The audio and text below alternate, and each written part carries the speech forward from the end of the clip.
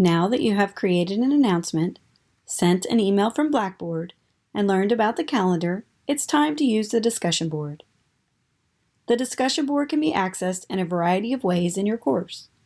The first one is under Course Tools, where you simply click Discussion Board. The second is through your course content by selecting Tools.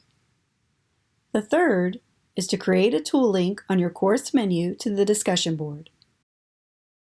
Let's get started by creating a new discussion board from a content area in our course. Click the text on your course menu to enter the content area. Select Tools from the Content menu and choose Discussion Board. From here, you can choose to link to the discussion board page, link to a specific discussion board forum, or create a new forum. The first thing that we will want to do is to create a new forum. A forum is an area where participants discuss a topic or a group of related topics. To create a forum, just click Create Forum. From here, we'll have to enter some information. First, we'll have to give it a name. And under Description, you'll want to include the instructions for your students' participation in the discussion board. So if you have directions or a specific topic that you're going to be discussing in this forum, you will enter it here. Under Forum Availability, you're able to choose whether the forum is available to students or not. Then, under Date and Time Restrictions, you're able to choose the date and time settings to establish if and when the students can see the forum. Some important options can be found under Forum Settings. The first option is Viewing Threads and Replies. If you leave it as is, all participants will be able to enter the forum, see what everyone has written before them, and then type a submission. If you choose the next option, participants must create a thread first before they can view other threads in the forum.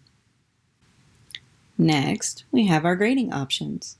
If you choose, you can make this a gradable forum by clicking Grade Discussion Forum.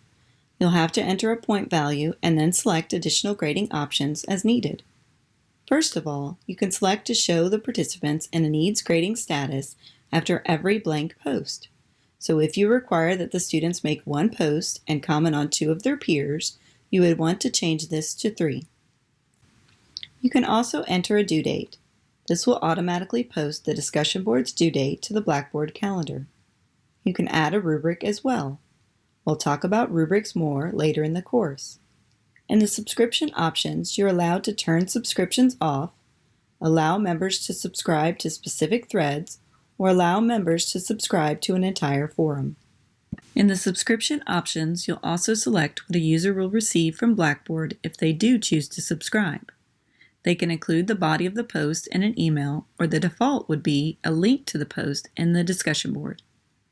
Under Create and Edit, you'll find options to allow the author to delete their own post, to allow the author to edit their own published posts, allow members to create new threads, allow file attachments, allow users to reply to one another with quotes, and the forced moderation of posts. Forced moderation of posts will require you to approve everything that happens in the discussion board before it can be seen publicly. Use this feature at your own risk. You may also choose additional options to allow post tagging, which allows participants to add categories and keywords to their posts. Or you can allow members to rate posts, which allows participants to vote on posts to determine the most valid content. After you've got your settings set the way you'd like them, click Submit to create your discussion forum. We are now ready to make the forum available to your students.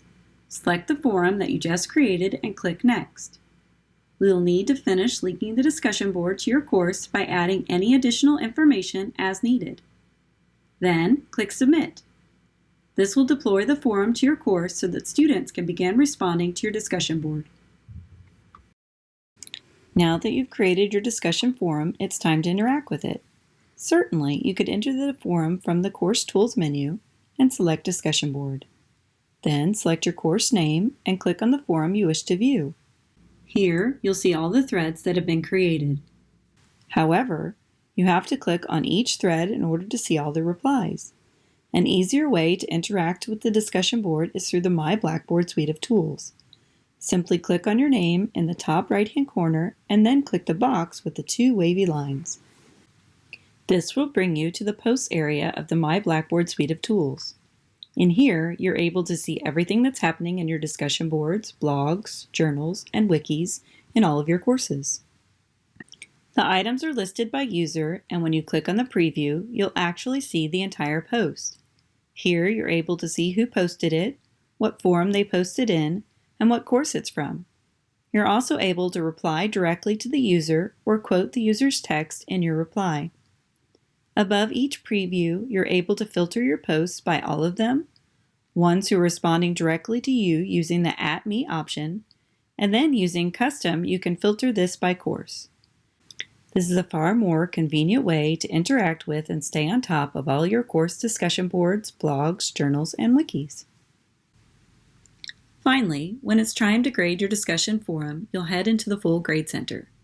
Under Course Management, click on the arrow next to Grade Center and select the full Grade Center.